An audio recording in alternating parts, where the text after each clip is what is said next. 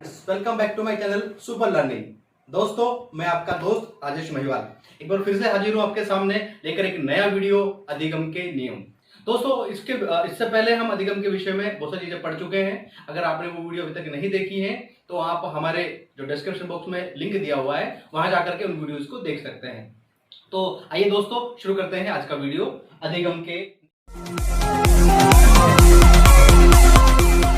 अधिगम के नियम दो होते हैं, एक मुख्य प्रधान नियम और दूसरा गौण या सहायक नियम। तो ये अधिगम के जो नियम है मित्रों, ये हमें दिए हैं थॉर्नडाइक ने। अमेरिका के शिक्षा मनोवैज्ञानिक थे E.L. थॉर्नडाइक। थॉर्नडाइक के जो अधिगम के नियम है उनको ही अधिगम के नियम कहा जाता है। उनका पूरा नाम था एडवर्ड ली थॉर्नडाइक। एडवर्ड ली थॉर्नडाइक जो अमेरिका के रहने वाले थे, उन्होंने इन नियमों का प्रतिपादन किया है अपने प्रयत्न और भूल के सिद्धांत के दौरान। जो उन्होंने अपना प्रयोग किया था भूखी बिल्ली पर, उस प्रयोग के दौरान आपने अधिगम के ये दो नियम प्रतिपादित किए थे, मुख्य नियम और गौण नियम। मुख्य नियम आपने संख्या में 3 बताए थे और गौण नियम आपने संख्या में 5 बताए थे। हम एक एक करके बात करते हैं। सबसे पहले हम बात करेंगे मुख्य नियमों की। मुख्य नियमों में सबसे पहला जो नियम है वो है तत्परता का नियम। कौन सा नियम? तत्परता का नियम। मित्रों, इस नियम के माध्यम से थॉर्नडाइक क्या कहना चाहता है? थॉर्नडाइक कहना चाहता है कि सीखने के लिए सीखने वाले व्यक्ति का मानसिक रूप से तत्पर होना या तैयार होना जरूरी होता है। अगर सीखने वाला मानसिक रूप से सीखने के लिए तैयार है, तत्पर है, तो वो चीजों को सीख पाएगा। और यदि वो सीखने के लिए तत्पर या तैयार नहीं है तो हम कितनी ही कोशिश कर लें वो नहीं सीख पाएगा। मतलब कि सीखने के लिए सीखने वाले की मर्जी, उसकी इच्छा होना जरूरी है। इसका मतलब यह है, एक कहावत की बात करते हैं जो बार बार पेपर में आती है कि आप घोड़े को पानी के तालाब पर लेकर जा सकते हैं मगर उसे पानी पीने के लिए बाध्य नहीं कर सकते हैं। इसका मतलब यह है कि जब तक घोड़ा खुद अपनी मर्जी से, अपनी इच्छा से पानी पीने के लिए तत्पर नहीं हो, तैयार नहीं हो, तब तक हम उसे मर्जी के विरुद्ध, मर्जी के खिलाफ पानी पीने के लिए बाध्य नहीं कर सकते हैं। एक और दूसरे एग्जांपल की हम बात करते हैं कि जैसे लोहा होता है, अगर ठंडा लोहा है, उस ठंडे लोहे पर आप कितनी भी चोट मारते रहिए, आप उसे कोई आकार नहीं दे सकते हैं। लेकिन यदि लोहे को गर्म कर लिया जाए, सुर्ख लाल कर लिया जाए और यदि फिर उस पर हथौड़े चलाए जाएं तो आप जो चाहें उसको आकार दे सकते हैं, क्योंकि गर्म होने के बाद में लोहा किसी भी आकार में ढलने के लिए तैयार हो जाता है। तो मित्रों, ये दो एग्जांपल के माध्यम से समझाया गया है। घोड़े वाला जो पानी वाला एग्जांपल है वो कई मर्तबा एग्जाम्स में पूछा गया है, तो ये दोनों ही महत्वपूर्ण है। तो यह है हमारा तत्परता का नियम कि सीखने के लिए तत्पर होना या तैयार होना जरूरी है। आगे हम बात करते हैं, इस नियम को मानसिक तैयारी का नियम भी कहते हैं कि जो हम तैयार होते हैं वो कहां से? Mentally prepare. तो इसको लॉ ऑफ रेडीनेस भी कहा जाता है, मानसिक तैयारी का नियम भी कहा जाता है। एक इसको कहते हैं अभिप्रेरणा का नियम। क्या कहते हैं मित्रों? अभिप्रेरणा का नियम। एक इसका नाम है रुचि का नियम। कौन सा नाम है? रुचि का नियम। अब आगे मित्रों बात करते हैं कि ये जो नियम है, इस नियम का यूज कहां कहां होता है, इसका प्रयोग कहां कहां होता है। तो हमारी जो पाठ योजना होती है, उस पाठ योजना का प्रस्तावना नामक जो पद होता है, उस प्रस्तावना नामक पद में हम तत्परता के नियम का प्रयोग करते हैं या तत्परता के नियम की अनुपालना करते हैं। ठीक इसी प्रकार से अगर कोई छात्र बिल्कुल पढ़ाई में इंटरेस्ट नहीं ले रहा है, बिल्कुल उब रहा है, उसका पढ़ने का मन नहीं करता है, तो उसको हमको क्या करना पड़ेगा? पहले हमको उस विषय में उसकी रुचि जागृत करनी पड़ेगी और रुचि जागृत करने के लिए हमें इस नियम को लगाना पड़ेगा। इसीलिए इसको कहा गया है रुचि का नियम। तो छात्रों में रुचि जागृत करने के लिए विषय वस्तु के प्रति, सब्जेक्ट के प्रति हम इस नियम का प्रयोग करते हैं। इसी प्रकार से ध्यान आकर्षित करने और ध्यान केंद्रित करने के लिए भी हम तत्परता के नियम का प्रयोग करते हैं। अगली बात, हमको छात्रों को मोटिवेट करना है, छात्रों को प्रेरित करना है, तो उनको प्रेरित करने के लिए भी हमको तत्परता के नियम का प्रयोग करना होता है। इसलिए इसका नाम रखा गया है अभिप्रेरणा का नियम। तो मित्रों, ये था अभिप्रेरणा का नियम। अब दूसरा जो नियम है वो है अभ्यास का नियम। अभ्यास के नियम का अर्थ है किसी भी क्रिया को बार बार दोहराना।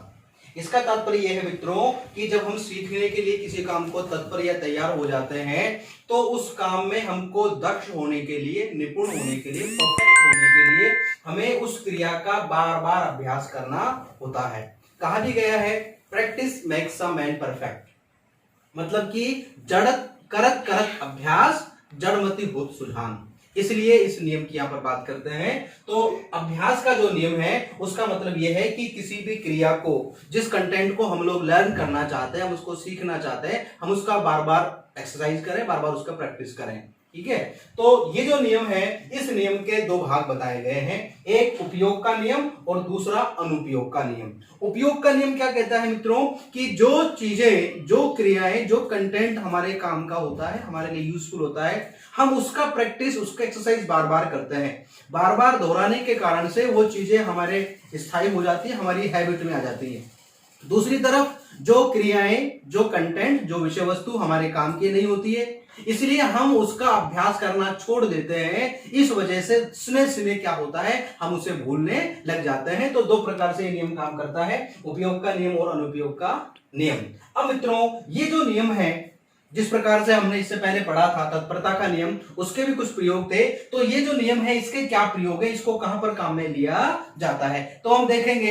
हमारी जो पाठ योजना है, उस पाठ योजना में पुनरावृत्ति नाम के जो प्रश्न होते हैं, उस पुनरावृत्ति प्रश्नों में हम अभ्यास के नियम का प्रयोग करते हैं या उसकी अनुपालना करते हैं। दूसरी तरफ जो गृह कार्य है, वो गृह कार्य देने का जो लॉजिक है वो यही है कि छात्र घर जाकर के भी जो आपने चीजें पढ़ी है उनका घर पर अभ्यास कर सके। तो ये भी अभ्यास के नियम पर ही आधारित है। इसी प्रकार से अगर हमें किसी चीज को आदत बनाना है, तो हैबिट बनाने के लिए हमें उसका बार बार अभ्यास करना होता है। तो आदत निर्माण के लिए अभ्यास के नियम का प्रयोग किया जाता है। इसी प्रकार से हम अगर कुछ गलतियां करते हैं, जैसे हम लिखने में गलतियां करते हैं, हम पढ़ने में गलतियां करते हैं, तो गलतियों में सुधार हेतु हम इस नियम का प्रयोग करते हैं। इसी प्रकार से हम कुछ अशुद्धियां करते हैं, उन अशुद्धियों में संशोधन के लिए, जैसे हम पढ़ने में गलतियां करते हैं, हम लिखने में गलतियां करते हैं, मात्रा संबंधी गलतियां करते हैं, तो सुलेख लिखवाना, श्रुति लेख लिखवाना, ये तमाम प्रकार की जो चीजें हैं वो अभ्यास के नियम के अंतर्गत आती हैं। तो यहां पर बात यह है मित्रों कि अभ्यास के नियम का प्रयोग क्या है, मैंने आपको बताया। इसी प्रकार से अगर हमें किसी चीज में निपुण होना है, परफेक्ट होना है, दक्ष होना है, पारंगत होना है, तो हमें इस अभ्यास के नियम का प्रयोग करना होता है। तो यह हुआ हमारा दूसरा नियम। अब हम बात करते हैं तीसरे नियम की, जिसका नाम है प्रभाव का नियम। प्रभाव के नियम का मतलब है कि यदि हम किसी क्रिया को करें और उस क्रिया को करने का प्रभाव हमारे लिए सकारात्मक हो, उस क्रिया को करने के बाद हमें सुख मिले, अच्छा लगे, संतोष मिले, या हमें कोई पुरस्कार मिले, तो हम उस क्रिया को बार बार करना चाहेंगे, बार बार दोहराना चाहेंगे। बार बार दोहराने के कारण हम उस क्रिया को जल्दी सीख जाते हैं। इसके उल्टे यदि किसी क्रिया को करने के बाद हमें दुख मिले, असंतोष मिले, पीड़ा मिले या कष्ट हो, तो उस क्रिया को फिर हम दोबारा नहीं दोहराना चाहेंगे। यही है प्रभाव का नियम। देखिए, जैसा हम यहां पर देख रहे हैं, इसका एक नाम है परिणाम का नियम। इसका मतलब क्या है कि हमने कोई क्रिया की और उस क्रिया को करने का परिणाम अगर सकारात्मक होता है, तो उस क्रिया को हम बार बार दोहराना चाहेंगे। और यदि हमने कोई क्रिया की और उसका परिणाम हमारे लिए कैसा हो गया, नकारात्मक, तो इसका मतलब यह है कि फिर हम उस क्रिया को दोबारा से दोहराएंगे नहीं। इसी प्रकार से इसका नाम है पुरस्कार और दंड का नियम। जैसे मान लीजिए किसी बालक ने, आपने किसी बालक को करने के लिए कोई काम दिया, आपने उसको कोई टेबल दी, आपने उसको कोई एनआर लिखने के लिए दिया, कोई भी आपने उसको काम दिया। यदि उस काम को बालक तुरंत आपके पास लेकर के आता है कि सर देखिए, मैडम देखिए, मैंने ये काम किया है, और आप उसको पुनर्बलन देते हैं, उसकी पीठ थपथपाते हैं, उसको शाबाशी देते हैं, तो वो बालक बहुत जल्दी से भाग भाग करके आपका कहना मानेगा, आपको बार बार काम करके दिखाएगा, क्योंकि परिणाम उसके लिए कैसा रहा है, सकारात्मक। और यदि वो बालक आपके पास बड़े मन से आ रहा है कि मैडम देखिए, सर देखिए, मैंने ये काम किया है, और मान लीजिए आपका मूड ठीक नहीं है और आपने उसके 2 चपाते लगा दिए, तो अब मैं आपको ये बता दूं कि पूरी क्लास खत्म हो जाएगी, लेकिन वो बालक अब आपको लास्ट तक काम दिखाने के लिए नहीं आएगा। क्यों? क्योंकि वो जो उस बालक ने क्रिया की है और आपने जो उसको चांटा लगाया है, आपने उसको डांटा है, उसका उसके लिए प्रभाव कैसा रहा है, नकारात्मक रहा है, इसलिए अब वो आपके पास दोबारा से नहीं आएगा। तो ये है हमारा प्रभाव का नियम, कि किसी भी क्रिया को करने का प्रभाव अगर सकारात्मक है तो सीखना जल्दी होता है, और अगर प्रभाव नकारात्मक है तो सीखना देरी के साथ में होता है। यहाँ पर मित्रों मैं आपसे एक बात ये इसको और समझाने की बात करूं तो उसमें ये है कि हम कोई भी क्रिया करते क्यों हैं। दुनिया का कोई भी व्यक्ति है किसी भी क्रिया को, जैसे मैं आपके सामने ये वीडियो बना रहा हूं, ये वीडियो मैं क्यों बना रहा हूं, मैं ये चाहता हूं इस वीडियो को बनाने के बाद में आप इस वीडियो को लाइक करें, इस वीडियो को आप दोस्तों में शेयर करें, आप बताएं मुझे कमेंट करके वीडियो आपको कैसा लग रहा है। मैं आपको बार बार कह रहा हूं कि वीडियो आपको कैसा लग रहा है, लेकिन फिर भी मेरे अंदर एक भावना है कि आप मुझे कमेंट कैसे करेंगे, पॉजिटिव ही कमेंट आप मुझे करेंगे। यही भावना हमारे स्कूल में बालकों में होती है कि बालक जब आपको काम चेक करवाने आ रहा है तो उसके मन में ये भावना होती है कि सर या मैडम मेरी तारीफ करेंगे, मेरे को शाबाशी देंगे, और अगर उसको परिणाम उल्टा मिल जाता है तो फिर जो क्रिया उसने की थी फिर वो उस क्रिया को करता नहीं है। ठीक है मित्रों, तो यह है हमारा प्रभाव का नियम। तो थॉर्नडाइक के 3 नियम हैं मुख्य, तत्परता, अभ्यास और प्रभाव। इन तीनों नियमों में से सबसे मुख्य नियम कौन सा है? तो मित्रों इन तीनों नियमों में से सबसे मुख्य और मेन नियम जो है वो कौन सा नियम है? प्रभाव का नियम। तत्परता और अभ्यास इस ही पर आधारित होते हैं। तो जितने भी नियम बताए हैं उनमें सबसे मेन जो नियम है वो कौन सा नियम है? प्रभाव का नियम। और इस नियम का जो प्रयोग होता है विशेष रूप से वो होता है बालक का नैतिक और चारित्रिक विकास करने में। जो अच्छी आदतें होती हैं, गुड हैबिट्स होती हैं, उसको एक अच्छा इंसान बनाने की जो बात होती है, वो उस काम को करे या उस काम को नहीं करे, इस बात को कौन तय करता है? इसको उसका प्रभाव तय करता है। जो भी कोई वो चीज सीख रहा है वो उसको सीखे अथवा नहीं सीखे, इसका जो निर्णायक होता है, जो निर्धारक होता है, वो सही मायने में कौन सा होता है? प्रभाव का नियम। प्रभाव के कारण से ही व्यक्ति तत्पर होता है, प्रभाव के कारण से ही व्यक्ति उसका अभ्यास करता है। तो ये हमने 3 नियम पढ़ लिए। अब हम बात करेंगे गुण नियमों की। बात कर रहे हैं गुण नियमों की। थॉर्नडाइक ने 5 गुण नियम बताए हैं। पहले हम इनके नामों पर बात करें फिर इनको समझ लेंगे। पहला जो गुण नियम है वो है बहुप्रतिक्रिया का नियम। कौन सा नियम? बहुप्रतिक्रिया का नियम। दूसरा है आंशिक क्रिया का नियम। कौन सा नियम? आंशिक क्रिया का नियम। और तीसरा है सादृश्यता या तदात्मीकरण या आत्मीकरण का नियम। चौथा है अभिवृत्ति या मनोवृत्ति का नियम। और 5वां है साहचर्य परिवर्तन का नियम। ये 5 नियम जो हैं ये गुण नियम है, ये थॉर्नडाइक ने बाद में दिए थे। अब हम यहाँ पर एक एक नियम की बात करते हैं और अपन कोशिश करेंगे कि हम इसको ठीक प्रकार से लर्न भी कर लें ताकि आपको इसको बाद में याद करने की आवश्यकता ना पड़े। देखिए दोस्तों, सबसे पहला जो नियम है वो है बहुप्रतिक्रिया का नियम। इस नियम के तहत ये कहा है थॉर्नडाइक ने कि किसी भी चीज को सीखने के लिए पहले व्यक्ति को बार बार प्रयास करना होता है, मतलब कि अनेक प्रयास करने होते हैं। जैसे यहाँ पर मैं एक उदाहरण से आपसे बात करूं, मान लीजिए ये हमारा एक बिजली का बोर्ड है, इसमें बहुत सारे स्विच लगे हुए हैं और बहुत तेज की गर्मी पड़ना शुरू हो गई है और मैंने किसी छात्र से कहा कि भैया वो पंखा ऑन कर देना। अब वो छात्र पहले बटन को पंखा ऑन कर रहा है लेकिन फैन नहीं चल रहा है, तो फिर वो क्या करेगा? दूसरे को ऑन करेगा, पंखा नहीं चल रहा है, फिर तीसरे को ऑन करेगा, पंखा नहीं चल रहा है, फिर चौथे को ऑन करेगा, पंखा नहीं चल रहा है। इसका मतलब पंखा चलाने के लिए पहले उसने क्या की है? बहुत सारी अनुक्रिया, मतलब उसने बहुत सारे स्विच दबाए हैं, लेकिन एक स्विच से पंखा क्या हो जाता है? ऑन हो जाता है। तो यहाँ पर कहने का मतलब ये नियम कहता है कि किसी भी चीज को सीखने के लिए पहले व्यक्ति को बहुत सारे एफर्ट्स, बहुत सारे प्रयास करने होते हैं। यदि वो प्रयास नहीं करता है तो उसको सीखना भी फिर नहीं हो पाता। ये कौन सा नियम है? ये है पहला नियम जिसको कहते हैं बहुप्रतिक्रिया के नियम। अब देखिए मित्रों, मान लीजिए कोई बालक बार बार कोशिश कर रहा है लेकिन फिर भी उसको सीखने में नहीं आ रहा है, तो इसका मतलब क्या है? इसका मतलब यह है कि सिखाई जाने वाली जो विषय वस्तु है या जो क्रिया है वो बहुत टिपिकल है, बहुत जटिल है, बहुत मुश्किल है। तो हम क्या करें? उस मुश्किल को आसान बनाने के लिए हम उसके छोटे छोटे पार्ट्स कर लें, हम उसके भाग कर लें। तो उसको क्या नाम दिया गया है? आंशिक क्रिया का नियम।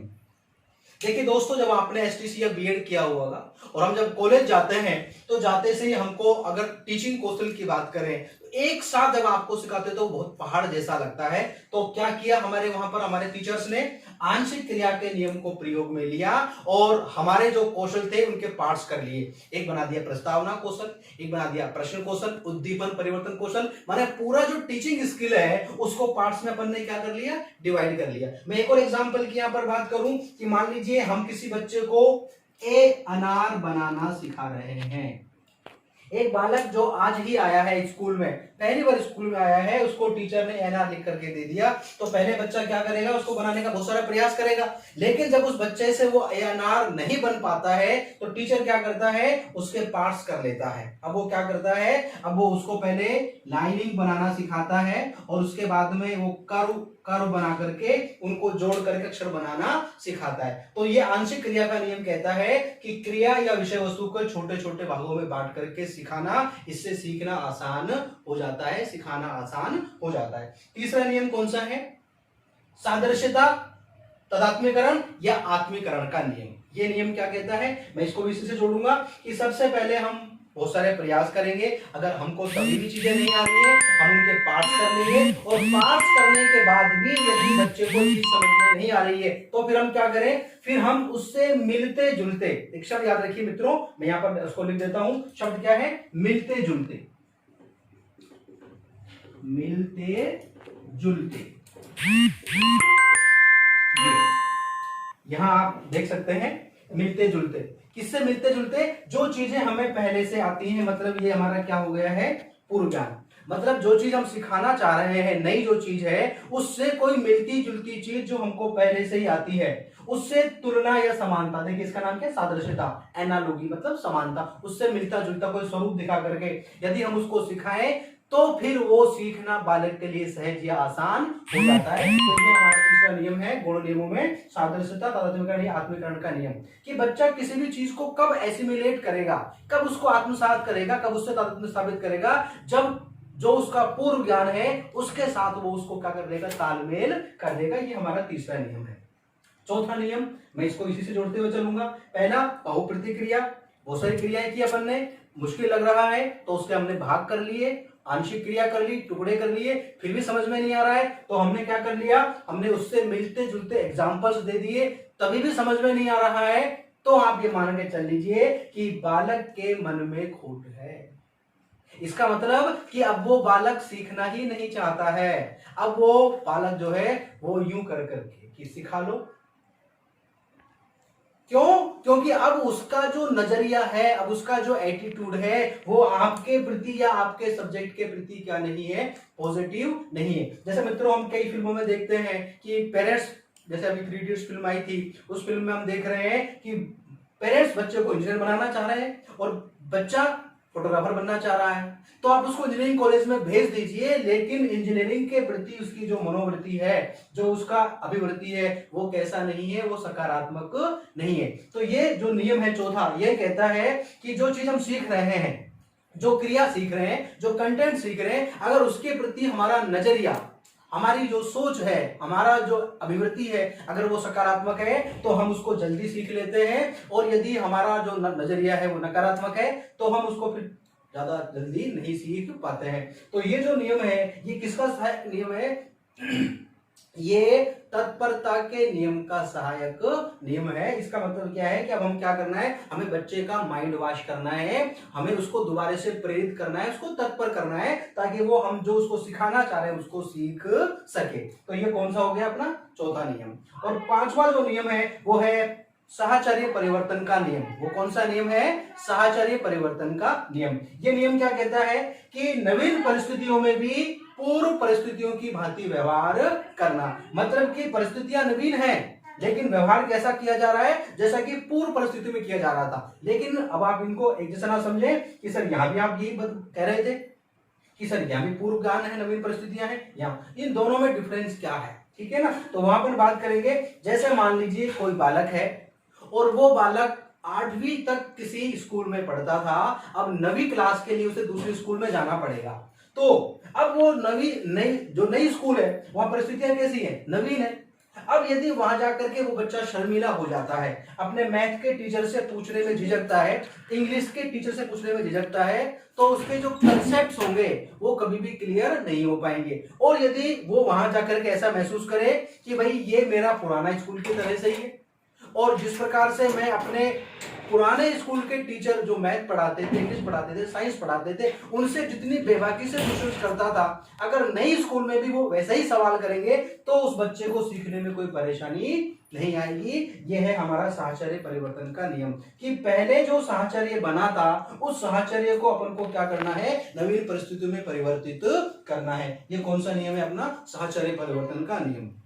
इस नियम के लिए जो कुछ अच्छी किताब है, जैसे पीडी पाठक साहब की किताब है, उसमें एक एग्जांपल आता है कि एक माँ है, उस माँ से उसका बच्चा दूर हो गया है, मतलब उस माँ का बच्चा उससे बिछड़ गया है, या कह लीजिए कि उस बच्चे का देहावसान हो गया है, उसकी डेथ हो गई है।